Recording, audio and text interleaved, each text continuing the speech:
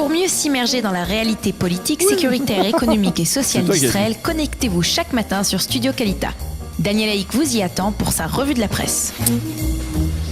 Voilà, c'est l'heure de la revue de la presse et des médias israéliens. Il est 8h41 sur Studio Kalita et nous commencerons cette revue par le Yediot Aharonot qui consacre sa une au système de défense d'hommes de fer et à ses capacités opérationnelles qui se sont révélées la semaine dernière lors de la journée de très vive tension de mardi dernier le long du pourtour de la bande de Gaza et des capacités qui se sont également révélées hier soir et dans la nuit lorsque deux roquettes ont été tirées provoquant une riposte massive de Tsahal contre des positions du Hamas à Khan Younes et à Rafah, des roquettes qui ont été en partie donc interceptées par le système d'hommes de fer. Le fait que d'hommes de fer ait réussi justement à intercepter durant cette journée de mardi dernier des dizaines de roquettes est un succès presque inattendu dans la mesure où le système était à l'origine destiné à lutter contre des missiles plus importants et qu'il n'avait pas durant l'opération bordure protectrice réussi à intercepter ce type de roquettes. Le Yediot Aharonot souligne également dans cet article que le week-end a été marqué par le terrorisme des cerfs-volants incendiaires qui ont détruit des dizaines d'hectares sur le pourtour de la bande de Gaza, au total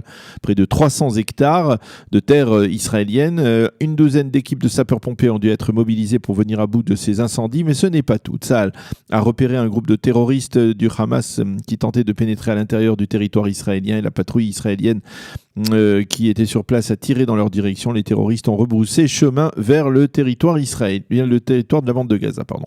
Dans le Israël Hayom, eh bien, le Israël Hayom lui rajoute à ces informations une vérification décidée par Tsahal après la mort d'une infirmière palestinienne vendredi le long de la barrière de sécurité entre Israël et la bande de Gaza lors des manifestations, des nouvelles manifestations qui ont été orchestrées par le Hamas, mais qui étaient d'une ampleur bien moindre que celle des précédentes semaines. Cette infirmière a été tuée d'une balle d'un sniper israélien et donc ça a décidé d'ouvrir une enquête pour déterminer les circonstances exactes de sa mort.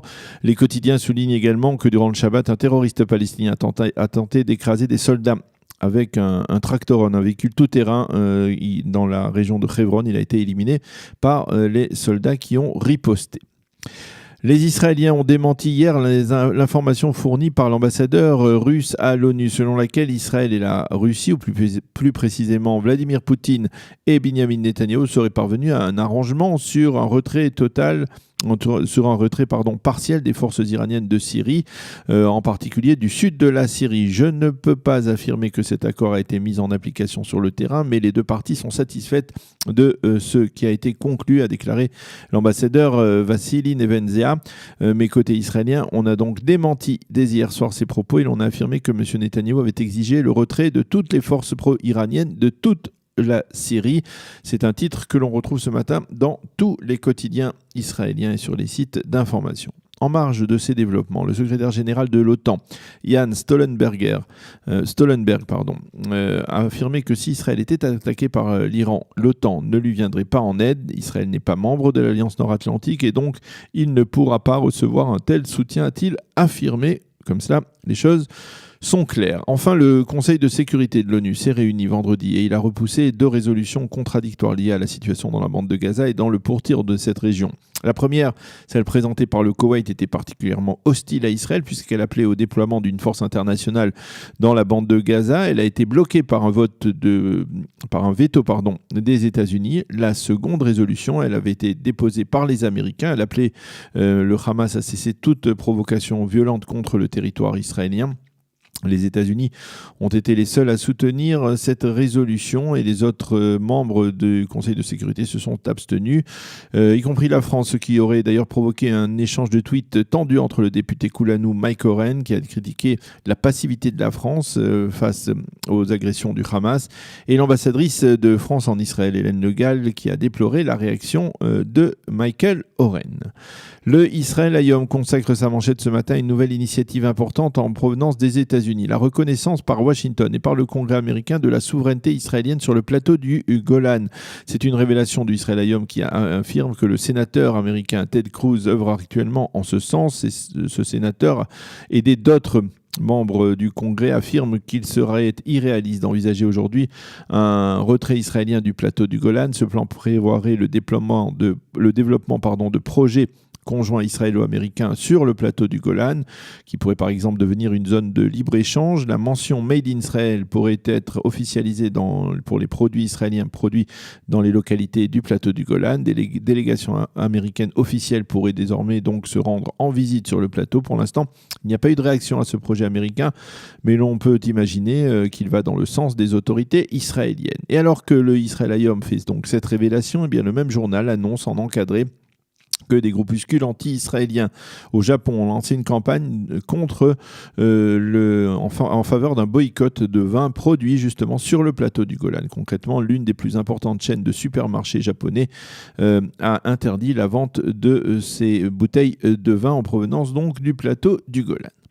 Les quotidiens israéliens reviennent ce matin sur les révélations faites jeudi soir dans l'émission Ouvda d'Ilana Dayan, cette émission très célèbre durant laquelle l'ancien chef du Mossad, Tamir Pardo, a affirmé qu'il avait envisagé de démissionner lorsqu'il a compris que Binyamin Netanyahou avait l'intention, au début de 2012, de lancer une opération massive de l'armée israélienne contre les installations nucléaires iraniennes. Durant cette émission, Ilana Dayan avait également affirmé que le Premier ministre avait donné au chef du Shin Bet de l'époque, Yoram Cohen, l'ordre de mettre sur écoute le chef d'état-major de l'époque, Benny Gantz, et le chef du Mossad, Tamir Pardo.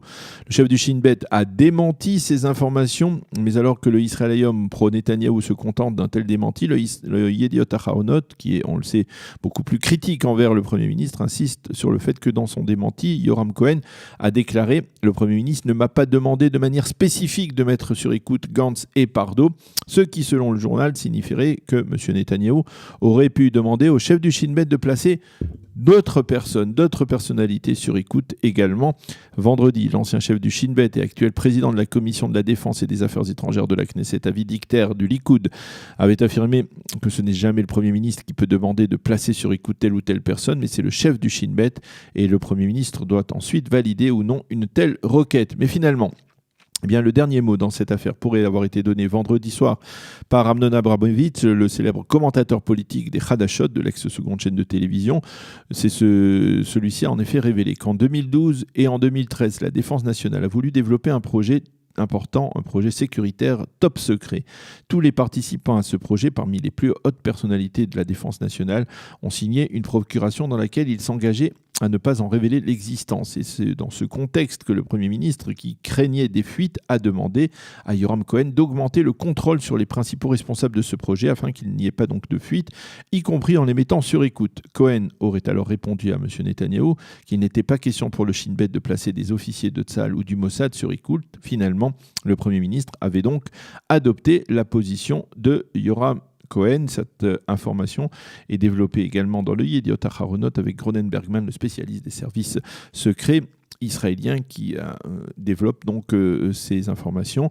Mais outre cette précision importante, le Israel Hayom s'en prend ce matin sous la plume de Chaim Shain à Ilana Dayan, cette journaliste donc, qui est la responsable de cette émission Ouvda, en affirmant qu'elle s'est basée sur de fausses informations pour créer une fausse affaire et ensuite ne pas en endosser la responsabilité. Dayan a de manière cynique tenté de monter des accusations mensongères pour salir le Premier ministre. Et le Yediot Aharonot a saisi l'occasion pour pointer un doigt accusateur contre M. Netanyahou, écrit Shain, qui s'insurge contre les tentatives incessantes d'une certaine presse israélienne de s'en prendre au gouvernement de droite, et il affirme que ces tentatives augmenteront plus ce gouvernement remportera des succès sur le plan diplomatique et sécuritaire, sur le plan politique, diplomatique et sécuritaire.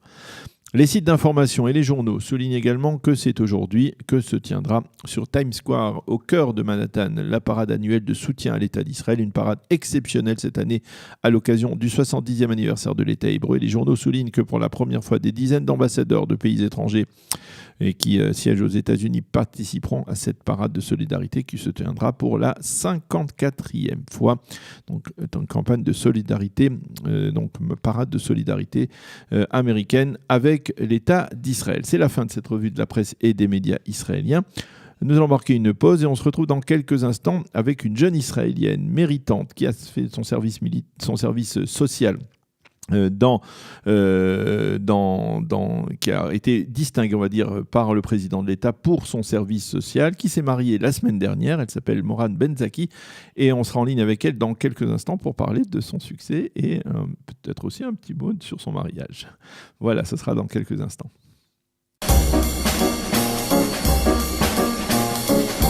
Pour mieux s'immerger dans la réalité politique, sécuritaire, économique et sociale d'Israël, connectez-vous chaque matin sur Studio Kalita. Daniel Haïk vous y attend pour sa revue de la presse.